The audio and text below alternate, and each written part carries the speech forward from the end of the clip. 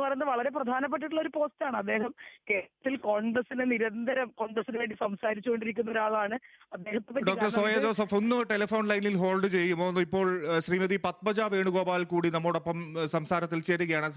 Shrimati Padmaja Venugopal, Simi Rosebell John എന്ന മുതിർന്ന ഒരു കോൺഗ്രസ് പ്രവർത്തക ഇപ്പോൾ ചില പരാതിയുമായി കേരള വിഷനോട് സംസാരിച്ചിരുന്നു. വളരെ ദീർഘമായ ഒരു സംസാരം അവർ നടത്തി. അവർ പറയുന്നത് കേരളത്തിലെ കോൺഗ്രസിൽ ഒരു പവർ ഗ്രൂപ്പ് പ്രവർത്തിക്കുന്നു. അത് VD സതീശിന്റെ കീഴിലാണ്. കേരളത്തിലെ കോൺഗ്രസിലെ സ്ത്രീകൾ പലരും ചൂഷണം ചെയ്യപ്പെട്ടിട്ടുണ്ട്. അതിന്റെ തെളിവുകൾ തന്റെ പക്കലുണ്ട്. അത്തരത്തിൽ ഇപ്പോൾ ഹേമ കമ്മിറ്റി റിപ്പോർട്ടിന്റെ ചുവടുവെച്ച് കേരളം ചർച്ച ചെയ്യുന്നത് പോലെ അവർ ചില ആരോപണങ്ങൾ നിരത്തുകയാണ്. അവർ പിന്തള്ളപ്പെട്ടു. AICC അംഗമാണ് അവർ ഇപ്പോൾ എന്ന് ഓർക്കണം. എന്നിട്ടും അവർ പിന്തള്ളപ്പെട്ടു എന്ന് പറയുന്നതിന്റെ യാഥാർത്ഥ്യം എന്താണ്? അത് സിമി പറഞ്ഞതിനോട് ഞാൻ 100% യോജിക്കുകയാണ്. കാരണം സിമിയല്ല, പലരുടെ മനസ്സിലും ഇത് തന്നെയാണ്. സിമി അത് തുറന്നു പറയാൻ ധൈര്യം കാണിച്ചു എന്ന് മാത്രം. കാരണം ഇതിൽ ഒരു പവർ ഗ്രൂപ്പ് അല്ല, ഒരു 4-5 പവർ ഗ്രൂപ്പുകൾ ഉണ്ട് ഇതിന്റെ ഉള്ളില്. അതിൽ ആർക്കാണ് സ്ഥാനം കിട്ടണമെന്ന് വെച്ചാൽ അവർക്ക് ശക്തി കൂടും. ഉടനെ കുറെ ഉപജാപക സംഘങ്ങൾ അവരെ കൂടെ കൂടും. പിന്നെ അവർക്ക് മാത്രമാണ് സ്ഥാനമാനങ്ങൾ. അവരെ മണിയടിക്കുന്നവർക്കും. ഞാൻ ആരുടെ പേരും എടുത്ത്, കാരണം ഞാൻ അക്കാര്യത്തിലൊരു എന്നും മര്യാദ കാണിച്ചിട്ടുള്ള ഒരാളാണ്. എനിക്ക് പറയാനാണെങ്കിൽ ഇതൊന്നും അല്ല പറയാനുള്ളത്. പക്ഷെ ഞാൻ പറഞ്ഞില്ലേ, കെ കരുണാകരന്റെ മാരത്തെ ഒരാളുടെ മകള് പോണമെങ്കിൽ എത്രമാത്രം ചവിട്ടും കുത്തും സഹിച്ചിട്ട് വേണം. കാരണം ഈ പ്രസ്ഥാനത്തിനെ അത്രയധികം സ്നേഹിച്ചു വന്നിരുന്നതാണ് ഇപ്പൊ ഞങ്ങളൊക്കെ. ഈ സിമിയൊക്കെ എന്തൊക്കെ പറഞ്ഞാലും നല്ലൊരു പ്രവർത്തകയായിരുന്നു. ആ കുട്ടീനെയൊക്കെ ഒതുക്കലെന്ന് കണ്ടാൽ കഷ്ടം തോന്നും. പറഞ്ഞ മാതിരി അവരൊക്കെ ഓടി നടന്ന് പ്രവർത്തിച്ചിട്ടുള്ളതാണ് യൂത്തിലായിരുന്നപ്പോഴും ഒക്കെ.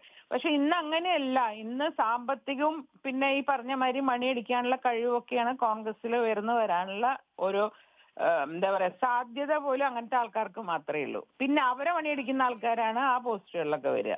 അപ്പൊ അതുകൊണ്ട് ഈ മണിയടിയും മുഖസ്തുതി സാമ്പത്തികം ഇതെല്ലാം കൂടി കലർന്നാണ് ഇപ്പൊ കോൺഗ്രസ്. അതുകൊണ്ട് പവർ ഗ്രൂപ്പുകൾ പണ്ടേ ഉണ്ടെങ്കിലും ഇത്രയും മോശമായ രീതിയിലായത് ഇപ്പൊ കുറച്ച് കാലങ്ങളായിട്ടാണ്. ഒരു 4-5 കൊല്ലമായിട്ടുണ്ട് ഇതിങ്ങനെ തുടങ്ങിയിട്ട്. ആർക്കും നിൽക്കാൻ പറ്റാത്തൊരു സ്ഥിതിയാണ് ആ പാർട്ടിയില്. ശ്രീമതി പത്മജ വേണുഗോപാൽ, ഇതിൽ ഒരു ചേരിപ്പോരും കൂടെ തുറന്നു കാട്ടുന്നുണ്ട് സിമി റോസ്ബെൽ. അതായത് കേരളത്തിലെ കോൺഗ്രസിൽ ഒരു പവർ ഗ്രൂപ്പ് ഉണ്ട് എന്ന് സിമി റോസ്ബെൽ ജോണിനോട് പറഞ്ഞത് സാക്ഷാൽ കെ സുധാകരനാണ് എന്നാണ് അവർ വ്യക്തമാക്കുന്നത്. അല്ല, തീർച്ചയായിട്ടും ഞാൻ പറയുന്നത് അദ്ദേഹത്തിന്റെ എതിരെയുണ്ടല്ലോ. അദ്ദേഹത്തിനെതിരായിട്ടും KPC പ്രസിഡന്റിനെ വരെ ഒതുക്കാനുള്ള നീക്കങ്ങൾ നടക്കുമ്പോ പിന്നെ സാധാരണ പ്രവർത്തകരുടെ കാര്യം എന്താണെന്ന് ആലോചിച്ചൂടെ? പിന്നെ അദ്ദേഹത്തിന്റെ മാന്യത കൊണ്ടൊന്നും മിണ്ടാതിരിക്കുന്നു എന്ന് മാത്രം. അദ്ദേഹം അനുഭവിക്കണമൊക്കെ നമുക്കറിയാം. പക്ഷെ അതില്ല എന്ന് അവരിപ്പോ ചിലപ്പോ പറയുമായിരിക്കും. പക്ഷെ കണ്ടു നിന്നത് ഞങ്ങളൊക്കെ അല്ലേ എന്താന്നുള്ളത്. അപ്പൊ അതുകൊണ്ട് ഇപ്പൊ തുടങ്ങിയിട്ടേ ഉള്ളൂ, കൊഴിഞ്ഞു തുടങ്ങണേ ഉള്ളൂ. അടുത്തൊരു കൊല്ലത്തിനുള്ളിൽ ആ പാർട്ടിയിൽ നിന്ന് പലരും പോവും. അത് ഈ പ്രത്യേകിച്ച് ഈ കോർപ്പറേഷൻ ഈ തെരഞ്ഞെടുപ്പ് ഇതെല്ലാം കഴിയുമ്പോ അതിന് ഒരു നല്ലൊരു കൊഴിഞ്ഞു പോക്കുണ്ടാവും. അപ്പൊ അതുകൊണ്ട് ഇപ്പോ ശ്രീമതി പത്മജ വേണമെങ്കിൽ ഞാൻ വേറൊരു കാര്യം കൂടെ ശ്രദ്ധയിൽപ്പെടുത്താം. അതായത് സിമി പറയുന്നത് എല്ലാ സ്ത്രീകൾക്കും ഈ പ്രശ്നമില്ല എന്നുള്ളതാണ്. നമ്മൾ അങ്ങനെ വേർതിരിച്ച് കണ്ട എന്ന കാര്യമില്ല എന്ന് എനിക്ക് തോന്നുന്നു. കാരണം ഈ ദീപ്തി മേരി വർഗീസിന്റെ കാര്യമൊക്കെ എടുത്തു കാട്ടി പറയുന്നുണ്ട്. അങ്ങനെ സ്ത്രീകളെ അപ്പാടെ തഴഞ്ഞുകളയൊന്നുമല്ല കേരളത്തിലെ കോൺഗ്രസ് ചെയ്യുന്നത്. ഒരുപക്ഷെ അവർ ഇപ്പോൾ ദീപ്തി ഗുഡ് ബുക്കിൽ ഇടം നേടിയിരിക്കാം. അങ്ങനെ ഇവരുടെ ഗുഡ് ബുക്കിൽ ഇടം നേടാൻ താൻ സൗകര്യപ്പെട്ടില്ല, അല്ലെങ്കിൽ അതിന് പറ്റിയില്ല എന്ന് പറയുമ്പോൾ എന്തായിരിക്കും അതിന്റെ വാസ്തവം എന്തായിരിക്കും? ഇപ്പോൾ ദീപ്തിയുടെ ഒക്കെ പേര് എടുത്തു പറയേണ്ട കാര്യം എന്താണ്? ഞാൻ ഇതിൽ ആരുടെ പേരും എടുത്തു പറയാൻ ആഗ്രഹിക്കുന്നില്ല. പലരുടെയും ചരിത്രങ്ങൾ മാത്രം നോക്കിയാൽ മതി. ഒരാളുടെ പേര് ഞാൻ എടുത്തു പറയാൻ ആഗ്രഹിക്കുന്നില്ല. പക്ഷെ ഓരോരുത്തരും ഇപ്പൊ ഓരോ സ്ഥാനങ്ങളിൽ ഇരിക്കുന്നവർ വന്ന വഴി എങ്ങനെയാണെന്നൊന്ന് അന്വേഷിച്ചാൽ പത്രക്കാരായ നിങ്ങൾക്ക് മനസ്സിലാവും. അതിൽ കൂടുതലൊന്നും എന്റെ മാന്യത എന്നെ പറയാൻ അനുവദിക്കണില്ല.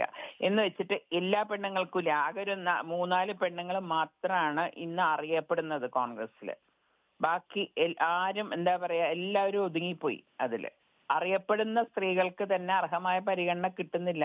അവര് പാവം ഇപ്പൊ പറഞ്ഞാലും സീനിയർ ആയിട്ടുള്ള കുറച്ച് 2-3 പേര് അവർ പറയില്ല. അവർക്കും മണിയടിച്ച് നിൽക്കേണ്ട ഒരു ഗതികേടാണ് വരുന്നത് കാണുമ്പോ. എനിക്ക് ചിലപ്പം എന്താ പറയാ 1-2 പേരെ ഞാൻ ഈ സോഷ്യൽ മീഡിയയിൽ കണ്ടപ്പോ എനിക്ക് ചിരിക്കണോ കരയണോ തോന്നി അവരുടെ ഗതികേട് കണ്ടിട്ട്.